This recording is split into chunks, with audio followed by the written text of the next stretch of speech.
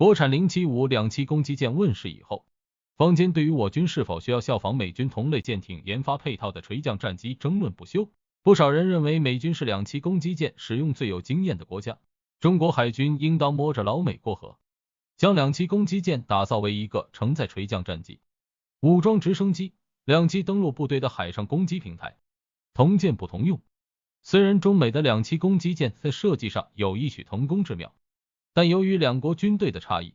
这种舰艇在中美两军中的定位其实是不一样的。别看美军的两栖攻击舰隶属海军，但搭载的作战部队和航空部队都是隶属海军陆战队的，所以真正在使用两栖攻击舰这个平台的其实是海军陆战队。我们会持续为您带来精心创作的图文，点个关注不迷路，您的支持是我们创作的动力。而众所周知，海军陆战队因为和海军的渊源很长一段是都处于爹不疼娘不爱的情况下，海军陆战队虽然隶属海军不管，但传统的海军将领对于这些陆战部队并不怎么在意。换言之，陆战队必须自力更生，如果想要靠海军成事，早就灰飞烟灭了。在航空支援这一点上，陆战队就吃过亏。我们都知道，美军是一支极其重视空中支援的作战力量。按理说，海军航空兵是有义务为陆战队提供空中支援的，但毕竟是两个不同的军种，协同作战的时候就经常会出现一些行政上的问题，贻误战机，导致陆战队员们陷入苦战。为了改变这种情况，陆战队便决定打造自己的航空力量，于是陆战队航空队就这样成立了。后来为了适应两栖攻击舰的起降环境，垂降战机成为了陆战队航空部队的最佳选择。反正主要的制海制空任务都是航母上海军舰载机的事，垂降战机性能虽然差一点，但却可以满足陆战队的近空火力支援需求，所以在两栖攻击舰上部署垂降战机完全是美军在自身情况下做出的合理部署和选择，而不是万能的作战最优解。尤其是在解放军当中，根本没有陆战队和海军的协同问题，陆战队所需要的空中支援和掩护，海军航空兵就包圆了，完全不需要画蛇添足的研制垂降战机。中式两栖攻击舰075问世以后，解放军通过对这型舰的使用，基本摸清了两栖攻击舰的使用理念，也认识到盲目照搬美军两栖攻击舰的使用模式是不合适的，并提出了一种适用于解放军未来两栖作战需求的新型两栖攻击舰。一些外国媒体认为该舰很可能是即将出现的076。法美意思 Pentagon 一直专注于报道中国军事发展，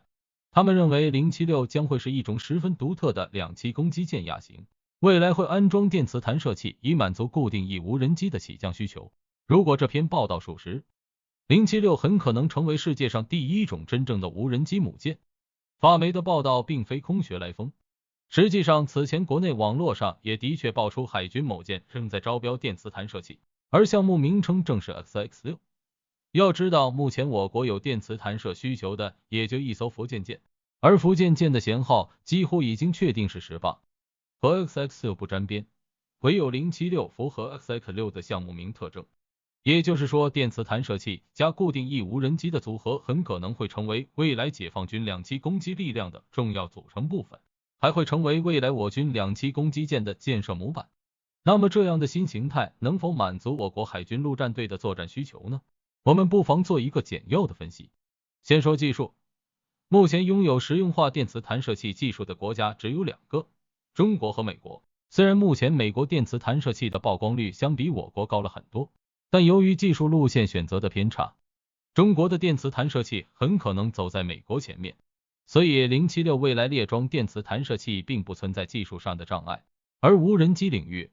中国也是实力最强的国家，不但中国民用无人机成为了世界各个热点地区武装力量的宠儿，军用察打一体无人机更是出口到世界多国，打下了极好的口碑。不但价格实惠，而且技术相当先进，我军自用无人机型号的技术水平就更高了。尤其是先进攻击无人机领域，中国一直代表着世界最高水平，所以打造一种适配电磁弹射的先进无人机型号对于我国来说不是什么难事。这一套组合从技术上来说完全是可以实现的。再说使用，以美国两栖攻击舰为例，其搭载的航空力量包括垂降战机、舰载武装直升机、舰载运输直升机和舰载通用直升机，其中垂降战机主要负责空中遮断任务，现在武装直升机则负责为地面部队提供近空火力支援，现在运输直升机和通用直升机担负兵力输送。对于076来说，空中这段任务主要交给海军航空兵驾驶的歼15和歼35战机完成。如果无人机具备一定空战能力，也能作为补充参与战斗。在近空火力支援方面，无人机其实已经能够极大取代武装直升机的存在。更何况我国5直10这样的专用武装直升机上舰并不麻烦，搭配一定数量的无人机完全可以满足地面部队的需要。兵力输送方面，我国虽然没有美军 C-53K 和 MV-22那样的重型运输载具，但直8宽加直20已经完全能够满足部队要求。显而易见，即便没有垂降战机